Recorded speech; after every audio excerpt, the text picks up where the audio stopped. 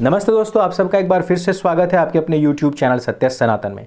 आज हम बात करने वाले हैं इस्लाम और सेक्युलरिज्म के ऊपर। आज हम बात करने वाले हैं डेमोक्रेसी एंड इस्लाम के ऊपर। पिछला टीवी डिबेट आप लोगों ने काफ़ी सराहा, लेकिन मैं कहना चाहता हूं कि सभी बातें डिबेट्स में नहीं हो पाती हैं। यहाँ पर यह विषय रखना बहुत ज़रूरी है और उसको तह दर तह समझना भी बहुत ज़रूरी है। यहाँ पर हम रेफरेंसेस लेंगे कुरान से, जो कि इस्लाम की पवित्र पुस्तक है। यहाँ पर हम रेफरेंस लेंगे एक इस्लामिक स्कॉलर की, जिन्होंने खुद इस इस्लाम नाम के कल्ट को खुद ब खुद एक्सपोज किया है कि उसमें कितना सेकुलरिज्म है। इसको तह दर तह समझते हैं। यदि हम मोहम्मद साहब की मोटा मोटी जो उनकी शिक्षाएं हैं उन पर जाएं और उसकी तह में ना जाएं और कंपैरेटिव स्टडीज़ ना करें, तो हमें यह पता लगता है कि उनके द्वारा चलाए गए इस कल्ट में किसी भी प्रकार के सरनेम का कोई भी स्थान नहीं था। अर्थात वो चाहते थे कि सब लोग जो भी हों वो मोहम्मदी हों, क्योंकि सभी वर्गों से लोग कन्वर्ट किए जा रहे थे, इस्लामिक बनाए जा रहे थे। लेकिन वो अपने वही सरनेम उठा करके लेकर के आए या फिर उनको हटा करके केवल नाम के आगे पीछे नहीं, नाम के पहले मोहम्मद लगा ले, इतना ही इनफ था। लेकिन आज आप देखेंगे कि तोमर है, मलिक है, जाट है, गुज्जर है, गौड़ भी है। ये सारे के सारे सरनेम आपको भारत में, पाकिस्तान में देखने को मिलेंगे। ये कौन है? ये वो हैं जो कन्वर्टेड लोग थे, अर्थात इनके जो माँ बाप थे वो पूरी तरीके से कन्वर्ट हुए तलवार के आगे। तलवार के आगे कैसे हुए वो पहले सुनते हैं मौलाना के मुंह से। तो यहाँ पे भी तलवार के जोर पे ही हुआ है ना। ये तो बिल्कुल झूठ बोला जाता है कि जनाब अखलाक से इस्लाम पहला है। इनिशियली तो तलवार से ही पहला है। मक्के में अखलाक में आप देख लें कितने लोग ईमान लेके आए थे।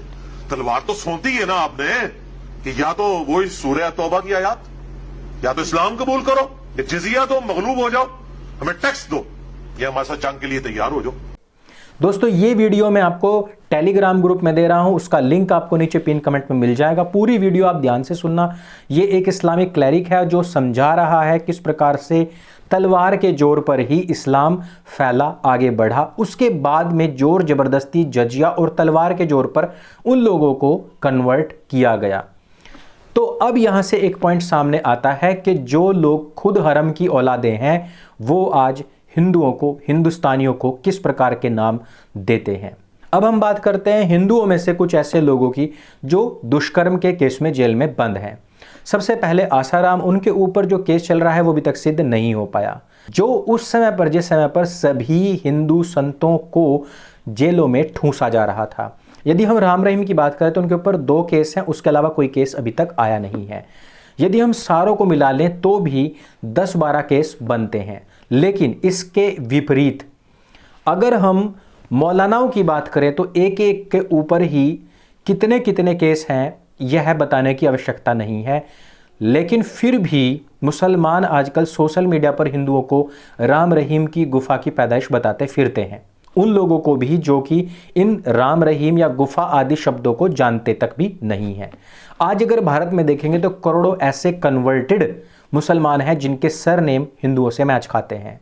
अगर आप देखेगा कि जो खुद हरम की औलादे हैं वो दूसरों को किस प्रकार और किस बेशर्मी के साथ में नाम रख रहे हैं। अर्थात यहां से यह बात पूरी तरीके से सिद्ध हो जाती है कि जो खुद नक्कटे हैं, जो खुद बेइज्जत हो चुके हैं, जिनके खुद की पैदाइश हरम में हुई है, वो लोगों को अपना पाप छिपाने के लिए दूसरे और गलत नाम दे रहे हैं। अब यहां पर इंपॉर्टेंट बात यह है कि क्या वास्तव में इस पूरे के पूरे एशिया में जितने भी मुसलमान हैं वो कन्वर्टेड हैं या फिर वो इस्लामिक इन्वेडर्स के टट्टुओं की पूंछ से बंद करके भारत में आए थे। यहां पर एक पॉइंट पर रुकना बहुत जरूरी है। कुछ दिन पहले एक मूवी आई थी जिसका नाम था पद्मावत। पद्मावत के आने के बाद में भारतीय मुसलमानों ने एक बात का कुप्रचार करना शुरू कर दिया था और उन्होंने कहा था कि अगर अलाउद्दीन खिलजी ना होता, जिसको कि गाली दी जाती है, तो चंगेज खान पूरे भारतवर्ष को रौंद चुका होता। लेकिन यदि हम इस फिल्म के पहले के नैरेटिव को देखें तो मुसलमान ये कहते थे कि चंगेज खान एक मुसलमान था और जितने भी खान सरनेम वाले लोग भारत में हैं वो सारे के सारे चंगेज खान के ही वंशज हैं। दोस्तों, आप लोगों को शायद पता होगा कि मदरसा के अंदर इतिहास नहीं पढ़ाया जाता है। चंगेज खान एक मंगोल था और उसका इस्लाम से कोई भी लेना देना नहीं था। यानी कि अगर इस्लाम में खान सरनेम आया तो वो मंगोलों के हरम से चल करके आया है। यानी कि खान सरनेम का भी मोहम्मद साहब से कोई सीधा वास्ता मतलब नहीं है, अरब से कोई सीधा वास्ता मतलब नहीं है। अर्थात खान हो या फिर तोमर हो, मलिक हो, गौड़ हो, चौधरी हो या राजपूतों के राणा आदि जितने भी सरनेम मुसलमान अपने नाम के पीछे लगा करके रहते हैं, वो सभी के सभी सरनेम इस बात का परिचायक हैं कि वो कभी ना कभी इस्लामिक हरम में पैदा हुए और वहां पर वो कन्वर्ट हुए थे। इस बात को इतिहास बताता है कि बहुत सारे कन्वर्टेबल, कायर और नपुंसक लोग थे जिनको कि उस समय पर कन्वर्ट कर लिया गया था, और वही सच्चाई आज भी अपने सरनेम के साथ में ये लोग लगा करके रखते हैं। और इस वजह से क्योंकि उनको शर्मिंदगी भी महसूस होती है, क्योंकि वो यह नाम बता करके ही हिंदुओं के अंदर उनके बीच में घुसते भी हैं। अब उस चांस के ऊपर भी बात कर लेते हैं कि क्या फिर भी कोई ऐसा मौका रहा होगा, फिर भी कोई ऐसा चांस रहा होगा कि जहां पर ये लोग स्वेच्छा से कन्वर्ट हुए हों। स्वेच्छा से कन्वर्ट होने के लिए दोनों समाजों में आपसी सामंजस्य होना बहुत जरूरी है। यानी कि अगर एक समाज से दूसरे समाज में कोई कन्वर्ट होता है तो उन दोनों समाजों में फिर भी तारतम्यता, हार्मनी बनी रहे।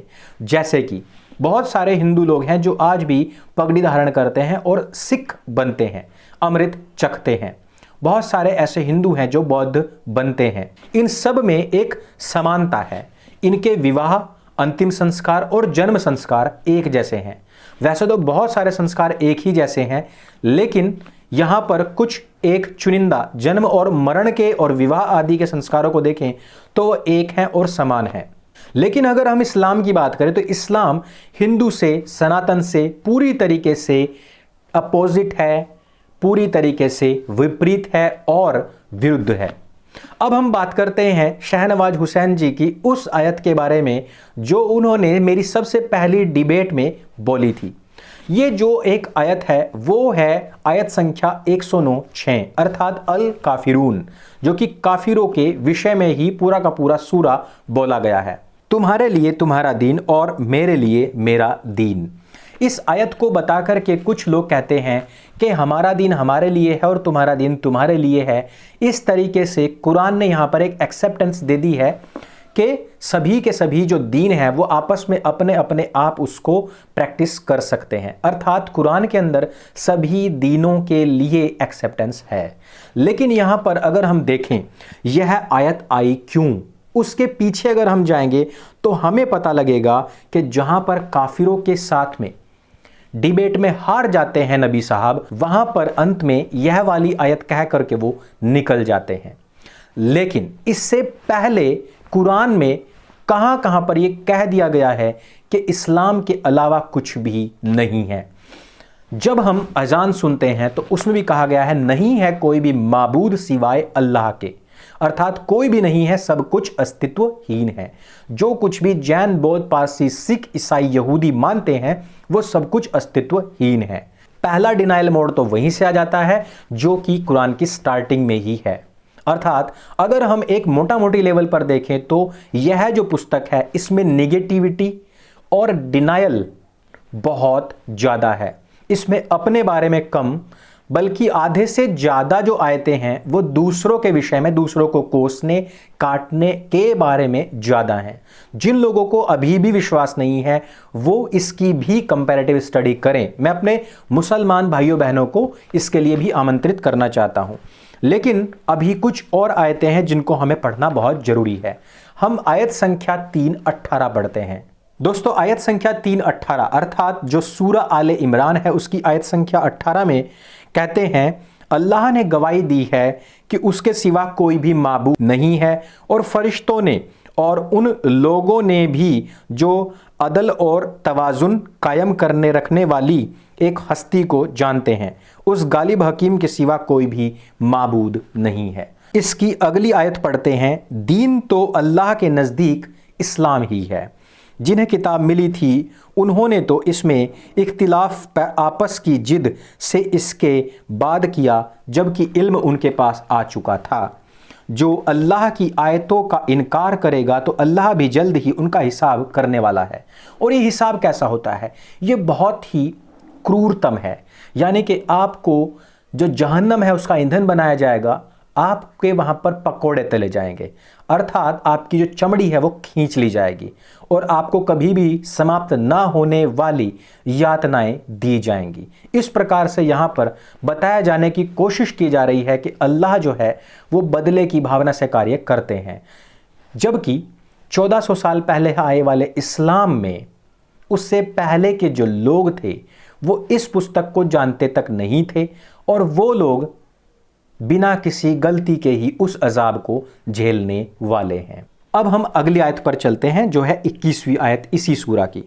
जो लोग अल्लाह की आयतों का इनकार करें और नबियों को नाहक जुल्म से कत्ल करें और लोगों में उन आदमियों को कत्ल करें जो अदल को मलहूज रखने की दावत दें, उन्हें दर्दनाक अजाब की खुशखबरी दो। अर्थात आप इन आयतों को इनकार भी नहीं कर सकते, अर्थात आप अपना जो दीन है उसको प्रैक्टिस नहीं कर सकते। यदि आपने इनको इनकार कर दिया तो आपकी क्या हालत होगी, आपका क्या हश्र होगा, वो यहां पर दे दिया गया है। अब हम चलते हैं अल अंबिया की 92वें नंबर की आयत पर। यकीनन यह तुम्हारी उम्मत एक ही उम्मत है, अब और मैं तुम्हारा रब हूं, बस तुम मेरी इबादत करो। यानी कि केवल एक ही दीन है और केवल अल्लाह कह रहे हैं कि उसी की इबादत करो, उसके अलावा किसी की भी इबादत ना करो। अब हम शहनवाज हुसैन जी की उसी प्रसिद्ध आयत पर आ जाते हैं वापस, जो कहते हैं कि तुम्हारा दीन तुम्हारे लिए और हमारा दीन हमारे लिए। ऐसा हो ही नहीं सकता और ऐसा है भी नहीं, यह है केवल और केवल अल तकिया। तो आज मुझे लगता है कि आपके बहुत सारे कॉन्सेप्ट क्लियर हुए होंगे। मौलाना की बात को सुनने के लिए पिन कमेंट में जाएं, हमारे टेलीग्राम ग्रुप को ज्वाइन अवश्य करें और कंपैरेटिव स्टडी के लिए हमेशा तैयार रहें, क्योंकि यदि आपको कंपैरेटिव स्टडी का नहीं पता है तो आप हमेशा इसी प्रकार से मूर्ख बनते रहेंगे। इसी प्रकार से सत्य सनातन का सहयोग करते रहिए। आप सबका बहुत बहुत धन्यवाद। सत्य सनातन वैदिक धर्म की जय। जय हिंद, वंदे मातरम।